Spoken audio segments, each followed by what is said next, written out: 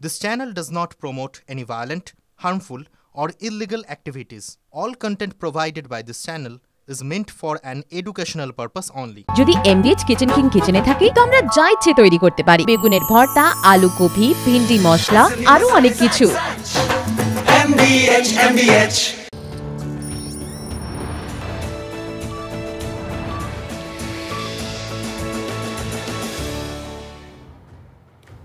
নমস্কার, দেখছেন টিভি9 বাংলা। পাঁচটা মানে পাঁচ কথা, আর পাঁচ কথা নিয়ে আপনাদের সঙ্গে আজ রয়েছে আমি মধুকল্পিতা। আর পাঁচ কথা শুরুতে আমাদের নজর রাখতে হবে নদিয়ার তেহট্টের দিকে।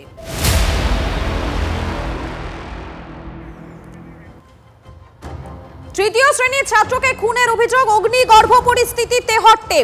পাল্টা আক্রোশে গণপিটুনিতে মৃত্যু হলো দম্পতির। আশঙ্কাজনক আরো এক মহিলা, তাকে নিয়ে আসা হচ্ছে কলকাতায়। গতকাল খেলতে বেরিয়ে নিখোঁজ হয়ে যান 9 বছরের স্বর্ণাভ বিশ্বাস। আজ সকালে পুকুর থেকে ট্রিপলে জড়ানো মৃতদেহ উদ্ধার হয়। প্রতিবেশী দম্পতির বিরুদ্ধে অপহরণ করে খুনের অভিযোগ ওঠে। বাড়িতে ভাঙচুরের পর আগুন লাগিয়ে দেয় উত্তেজিত জনতা। বাড়ি থেকে টেনে হিঁচড়ে বের করে বেধড়ক মারধর করা হয় উৎপল মণ্ডল এবং সোমা মণ্ডলকে। হাসপাতালে নিয়ে যাওয়া হলে মৃত্যু হয় তাদের। পুলিশের সঙ্গে র্যাব নামিয়ে পরিস্থিতি সামাল দেওয়া হয়। ঘটনার পর থেকে থমথমে এলাকা, পুলিশ কুকুর দিয়ে এলাকায় তল্লাশি।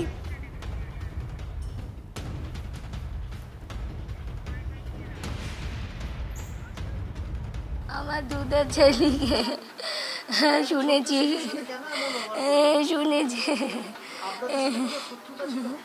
না, কাদের এর আগে বলে পাচার করার চক্রান্তে ছিল। ওই রক্ত বীজের পরিবারটাকে শেষ করুন, আর আমার কিচ্ছু বলার নেই।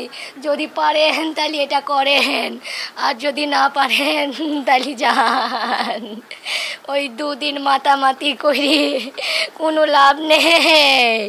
আমি চাই ওই রক্ত বীজের বংশ যেন উৎখাত হয়, আর কোনো মায়ের কোল থেকে কোনো সন্তান যেন আর কেড়ে না নেয়, যদি পারে। আপনারা শুনলেন তার মা, বালকের মা, তিনি কি বলছেন তার বক্তব্য আপনাদেরকে শোনালাম। স্বভাবতই শোকে কাতর তিনি এই মুহূর্তে। আপনারা দেখতে পাচ্ছেন আপনাদের সামনে বিভিন্ন মুহূর্তে ছবি তুলে ধরছি এবং সরাসরি চলে যাবো। আমাদের সঙ্গে রয়েছেন আমাদের দুই প্রতিনিধি, একদিকে সুপ্রিয় রয়েছেন এবং অপরদিকে মহাদেব রয়েছেন। দুজন রয়েছেন। আমি প্রথমেই মহাদেবের কাছে চলে যাবো। মহাদেব, এই মুহূর্তে গ্রামের কি পরিস্থিতি, সেখানে কি ছবি ধরা পড়ছে?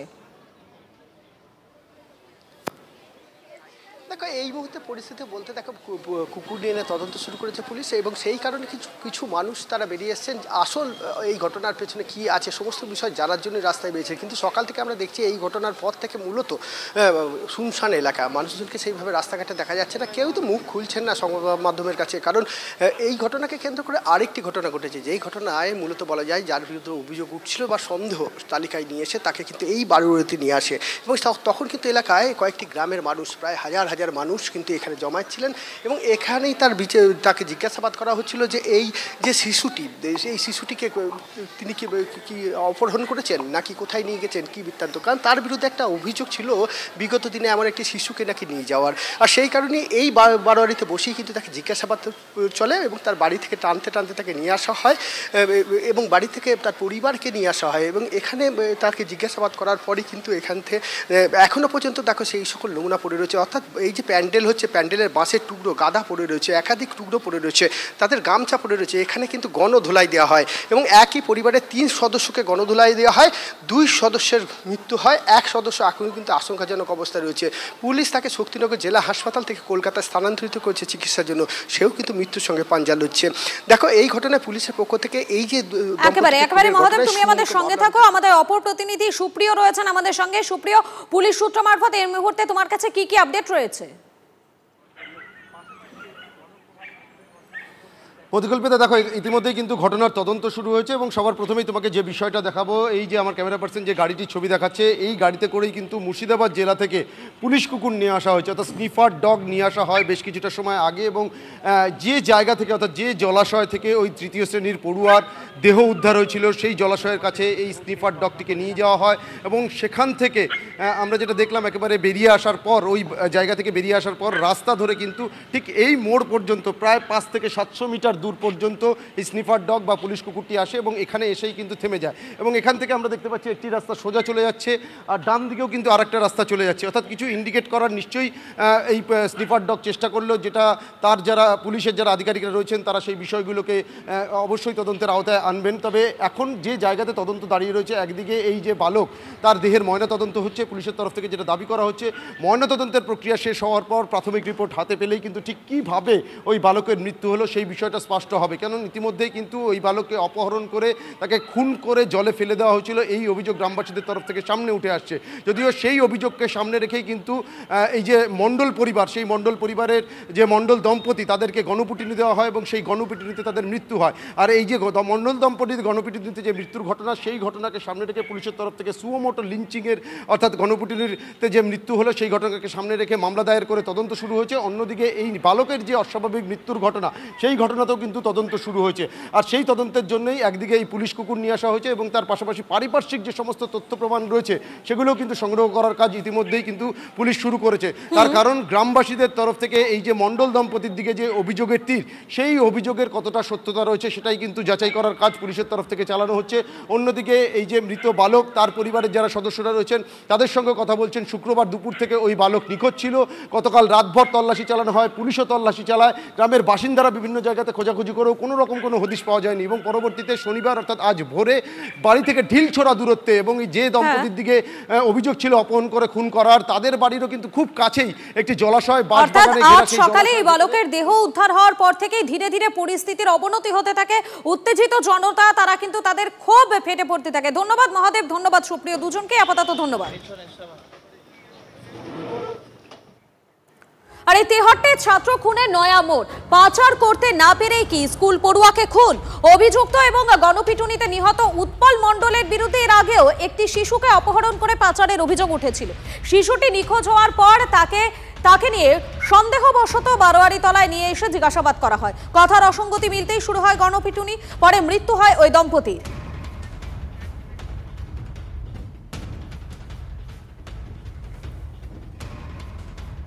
চিলমিলির উপরে কঞ্চি দিয়ে চাপা দেওয়া আছে, এবার বস্তাও এটা পড়ে আছে। তা বস্তাটা সরে দেখলাম কিছু নেই। চিলমিলিটা যখনই সরায় তখনই বাচ্চাটা মাথাটা দেখা, মাথাটা ছিল তকরিবান 8 আঙুল নিচে জল ছাড়া, ফর্সা মানুষ, পরিষ্কার জল, টোটালটাই ভালোভাবে বোঝা যাচ্ছে।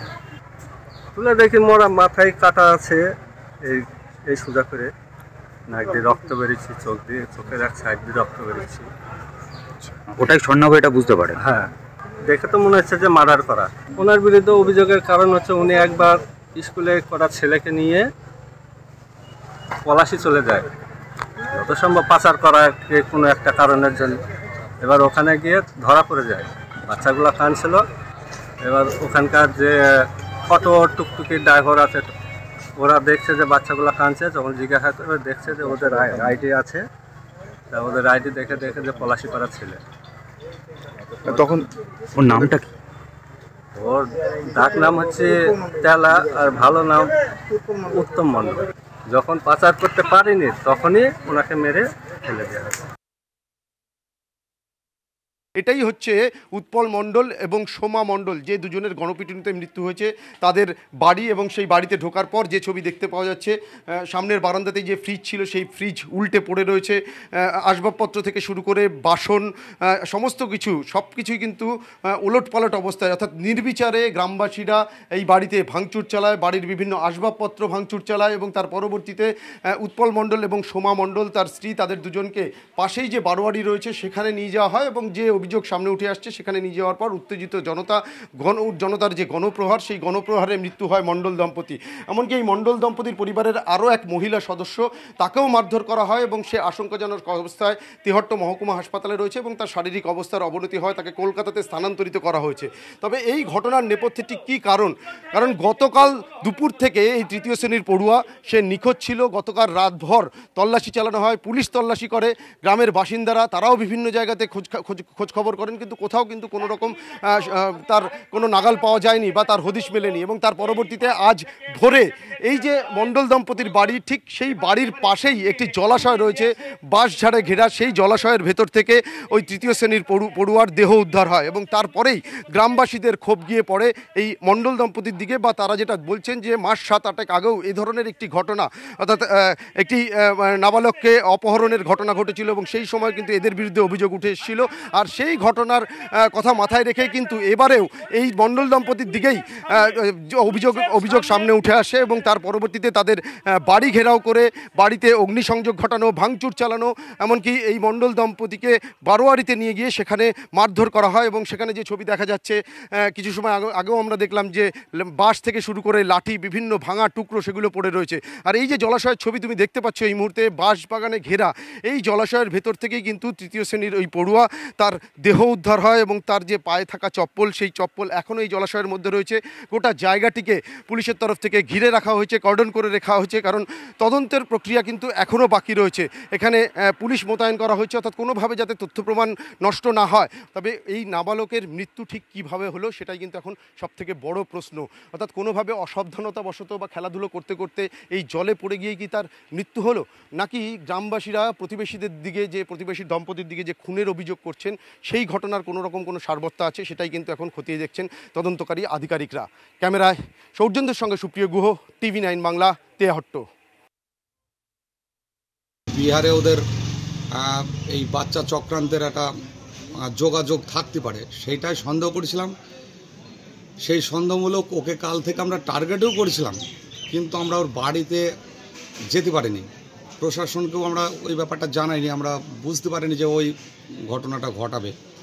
তারপর যখন পাই, ওকে জেরা করা হলো, ধমক টমক দেওয়া হয়, তখন ও স্বীকারোক্তি দেয় যে আমি বাচ্চাটাকে মেরেছি, আমি এবং আমার স্ত্রী দুজনে মিলেই, এবং আমার সঙ্গে আমার বৌমা, ছেলে সবাই যুক্ত ছিল।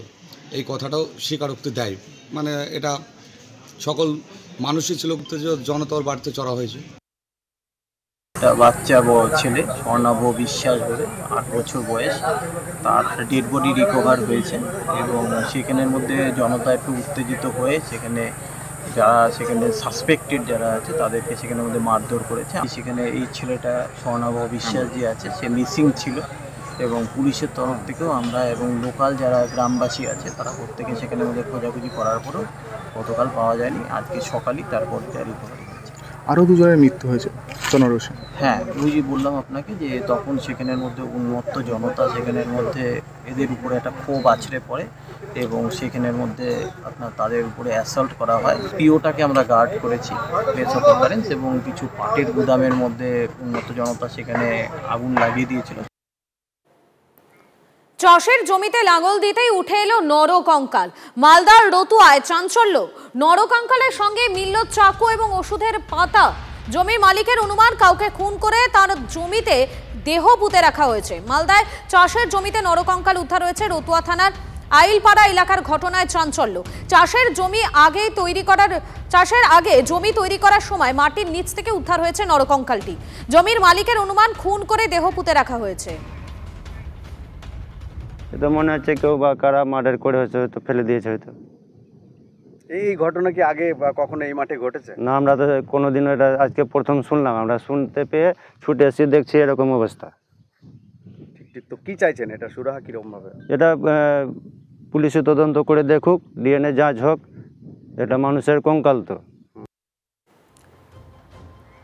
তৃণমূল নেতার নিশানায় তৃণমূলেরই বিধায়ক। ক্যানিং থানায় গিয়ে ক্যানিং পশ্চিমের বিধায়ক পরেশরাম দাসকে আক্রমণ তৃণমূল রাজ্য সাধারণ সম্পাদক কাশেম সিদ্দিকী। দিন কয়েক আগেই ক্যানিংয়ের তালদিতে জামিল শেখ নামে এক যুবককে চোর সন্দেহে ইলেকট্রিক পোস্টে বেঁধে ব্যাপক মারধর করা হয়। পায়ে দড়ি বেঁধে টানতে টানতে নিয়ে যাওয়া হয়। মৃত্যু হয় যুবকের। মারধরের ফুটেজ ভাইরাল হয়। ঘটনায় দুজনকে গ্রেফতার করে পুলিশ। এই বিষয়ে ক্যানিং থানায় কথা বলতে আসেন তৃণমূল নেতা কাশেম সিদ্দিকী। সে সময় বিধায়ক পরেশরাম দাসকে নিশানা করেন কাশেম। পাল্টা জবাব দিয়েছেন পরেশরামও। এখানকার যিনি এমএলএ বিরাট অন্যায় করেছেন। তেনার এলাকা, যে ছেলেটার বাড়ি যেখানকার এমএলএ, তেনার তো আগে যাওয়া দরকার ছিল।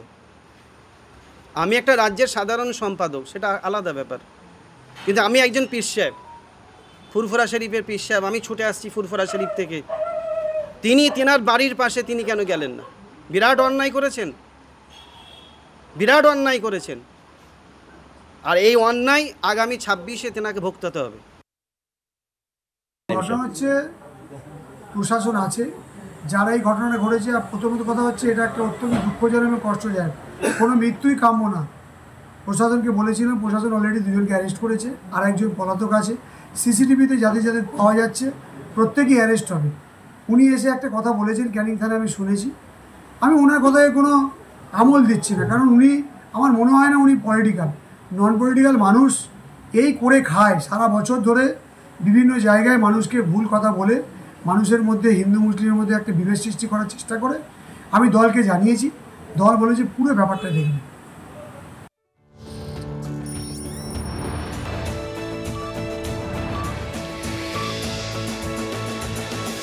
বাহ, এবার রয়েছে স্বাদ। হ্যাঁ, অপূর্ব স্বাদ। এমডিএচ এর চাঙ্কি চাট মশলা, জীবনে আসল স্বাদ জাগলো। আসল মশলা, এমডিএচ।